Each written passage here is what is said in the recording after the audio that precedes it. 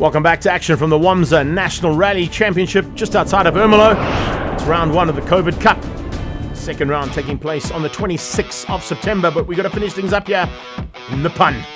11,88 kilometers of action coming away now, and Strauss and Fenter looking to make it the almost perfect day. They've only been bettered once. They're certainly not going to be bettered here in this final stage as they head towards the finish line and potentially the overall race win. Warrior Works Impressor has been very impressive today.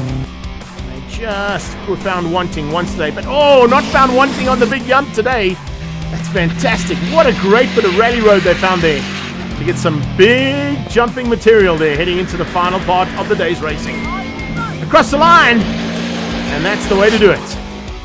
Ermelo Toyota, our big supporters here, and it's two Subarus fighting for honors at the front end of this final stage.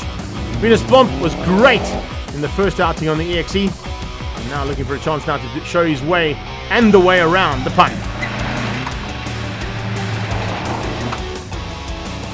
Blomp doing a great job and hanging on to the front end there with James Thompson. Let's see if he gets some aerial material. No, a bit more gingerly, not as fast as the Works Impressor and not as much airtime. Only about 2 centimeters off the road there. So he'll finish up nicely through the flying finish. Here comes the Johnstons. I'd love to see this Hilux absolutely in the air as high as possible. They've got to get there first and back a little bit through the chicane.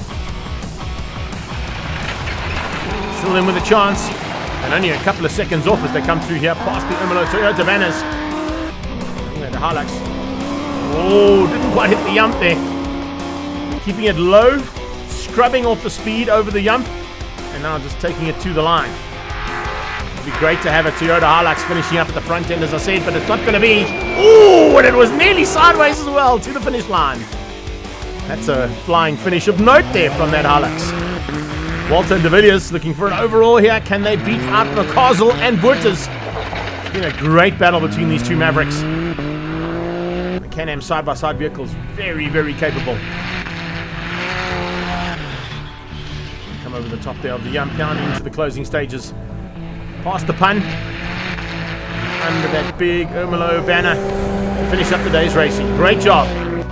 That should put them in contention for a top 3 overall. It depends on what Buerters and McCausle can do now in this final stage. It's going to be very close between the two of them though. Very evenly matched right through the day's racing. Look at that. That's a great shot. That's the way. A little bit of airtime coming off the second part. Now just bring it home smooth and safe. And that'll put them up into the top 3. Just ahead of Walter and De Villiers. Mr. Brain possibly going to be taking Class B. The way he's gone so far today, it looks like it. The 350Z has been very, very capable in all conditions.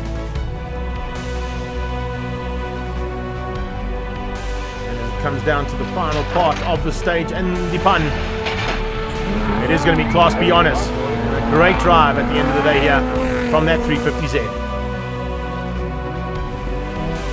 It's been a close battle between the Fenters and Reinecker and Ackerman, and it comes down to this final stage. Will these two be able to outgun the old school Ford Escort?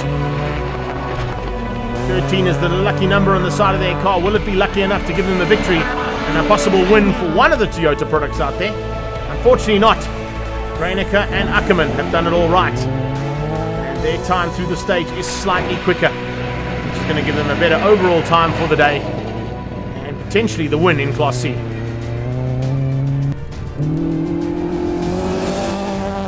They did all the hard work earlier on. The Fenters battled a little bit, but needless to say, it was a superb little fight at the end of the day here for honors in their class. Those to be ready to party tonight, as will Marty Boyson and Johan Smit. Two escort drivers and navigators have had a fantastic day's racing. And I say that and commentators curse. That's the front left wheel broken on that car. And that means they might have to pull to the sideline. And will that mean that out of the race? Possibly. Look at that, just clipping a no. Yeah, definitely on the notes it would have said don't cut. And he cut the corner, and unfortunately that has cost him big time. There's the wheel. Drove the wheels off that thing, didn't he? Fortunately, not at the right time of the rally for a retirement. Such a pity there. Andrew and Journey have had a phenomenal day. And there's no doubt about it, they should be at the front end, possibly, of Class D. And in fact, going to be finishing up just outside the top 5 overall in this Datsun GX Coupe. A brilliant drive from the youngsters, and certainly the future of the sport looks good if you've got these two at the wheel of a rally car.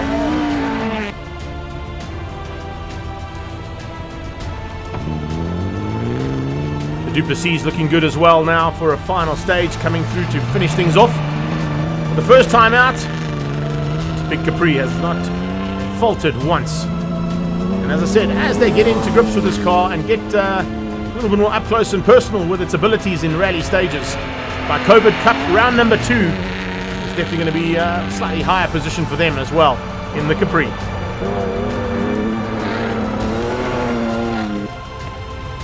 Sandmaster just outside of Class A honours.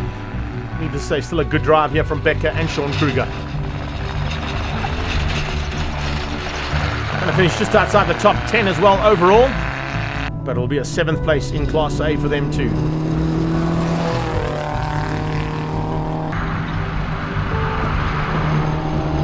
Sure, what a great day's racing. Dick and Hugo Pallas still coming through there for Pallas Motorsport. Nissan Sentra still got a chance. I think that'll be for a top 3 in Class B. Yeah, they'll just be behind the Capri there of the Duplessis and finish 3rd place in Group B for the day's racing. Just taking it easy over the ump. The only one who really got spectacular through there was Strauss and Venter. And of course, one of the side-by-sides also getting a little bit of airtime. And in fact, oh, is that problems? Oh no, don't tell me they've run out of fuel. There's a very good possibility that that is fuel starvation right there. And that is costly, huge for them right now. It might give Funamava and Morgan a chance. Let's see what the overall times are like at the end of the stage. But unfortunately, there's no in-car communication to them, so they won't know until they pass the Nissan Sentra stricken on the sideline that they were in with a shot of a 3rd place overall in Class B. Oh, they've also got issues. Listen to that. Big misfire on that Nissan Sentra right in the closing stages. So as the dust settles and the sun sets, it's COVID Cup completed for race number 1. Let's catch up with some of our drivers. The rally was great fun. But we broke on stage 3, so we lost a lot of time, but we made it up and it was really fun, and I was so happy to start racing again all this time. So yeah, I enjoyed it a lot. Results of the pun stage now coming up, and a great drive yet again from Strauss and Fenter to take the overall win there in that stage ahead of the Johnstons.